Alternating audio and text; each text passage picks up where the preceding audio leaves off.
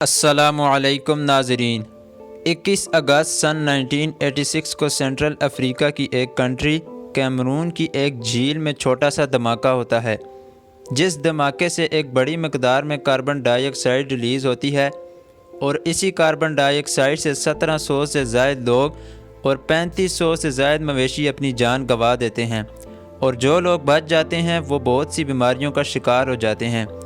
یہ جھیل کیمرون کی نارتھ ویسٹرن سائیڈ میں موجود ایک چھوٹے سے گاؤں نیوز میں موجود ہے، اور اسی وجہ سے اس جھیل کو نیوز لیک کہا جاتا ہے۔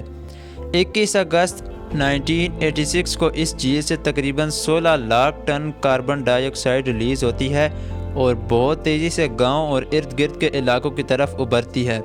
اور شروع میں اس کے ابھرنے کے دوران اس کی سپیڈ 100 کلومیٹر پر آور تک پہنچ گئی۔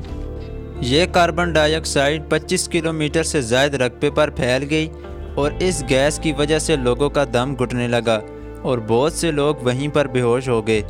یہ ایک نیچرل ڈیزاسٹر تھا، اور اس ڈیزاسٹر کے بعد بہت سے جیولوجسٹ کیمرون پہنچے اور اس حادثے کی تحقیقات شروع کر دیں، لیکن کوئی بھی اس بات کی اصل وجہ تک نہ پہنچ سکا کہ آخر اتنی مقدار میں کاربن ڈائی آکسائڈ کس وجہ سے ریلیز ہوئی۔ کچھ جیولوجسٹ نے کہا کہ اس کے پیچھے کی وجہ لینڈ سلائڈنگ ہو سکتی ہے، لیکن کچھ اس بات پر یقین رکھتے تھے کہ یہ نیچرل ڈیزاسٹر والکینک ایرپشن یعنی لاوا کے پھٹنے کی وجہ سے ہوا۔ وہیں پر تیسرا امکان یہ بتایا جاتا ہے کہ بارش بھی اس کی وجہ بن سکتی ہے۔ ماہرین نے یہ اندازہ لگایا کہ تقریباً 1.2 کیوبک کلومیٹر گیس ریلیز ہوئی تھی، اور جب یہ گیس ریلیز ہوئی تو جھیل کا پانی ریڈ کلر میں بدل گیا۔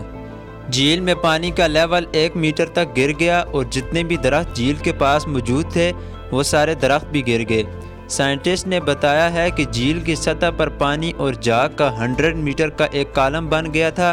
جس کی وجہ سے 25 میٹر کی ایک ویو جھیل کے کناروں تک بن گئی۔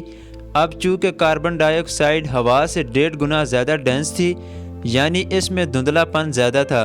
اور اسی وجہ سے جب یہ ریلیز ہو کر گاؤں اور دیہاتوں کی طرف بڑھی تو ایسا لگنے لگا کہ ایک گہرا بادل زمین سے مل رہا ہے اور اس سے گلے لگ رہا ہے۔ اس وقت اس کی ٹریولنگ کی سپیڈ 20 سے 50 کلومیٹر پر آور کی تھی۔ تقریباً 23 کلومیٹر کے رقبے تک کاربن ڈائی آکسائڈ پھیل گئی اور 4 گاؤں کے لوگوں کو بے ہوش کر دیا، جن میں نیوز، کام، چا اور سبوم کے لوگ شامل تھے۔ تقریباً 4000 لوگ اس علاقے سے بھاگ گئے، اور ان میں بہت سے لوگوں کو سانس کی بیماریاں لگ گئیں،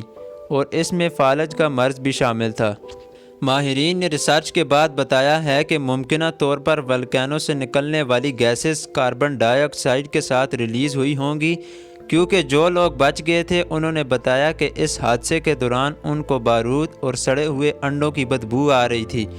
جو کہ اس بات کی طرف اشارہ کرتی ہے کہ وہاں سلفر ڈائی آکسائڈ اور ہائیڈروجن آکسائڈ جیسی 2 خطرناک گیسز بھی موجود تھیں۔ لیکن دوسری طرف جھیل سے صرف کاربن ڈائی آکسائڈ کے سیمپلز ملے، جس سے پتہ چلتا ہے کہ کاربن ڈائی آکسائڈ ہی حادثے کی اصل وجہ تھی۔ ایک سروائیور جوزف نکوین نے آنکھوں دیکھا حال کچھ یوں بتایا کہ میں کچھ بول نہیں سکتا تھا،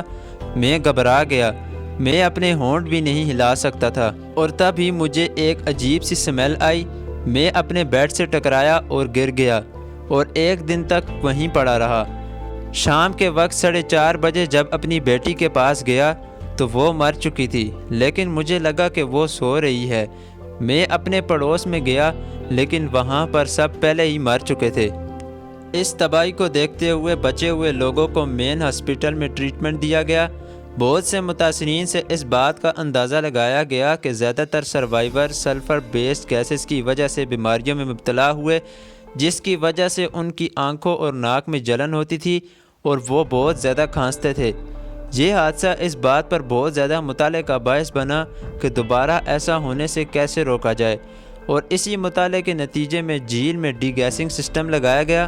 جس کا مقصد جھیل کے پانی میں کاربن ڈائی آکسائڈ کی مقدار کو کم کرنا ہے، تاکہ اس سے آئندہ تباہی نہ ہو سکے اور لوگ ان حادثات سے محفوظ رہ سکیں۔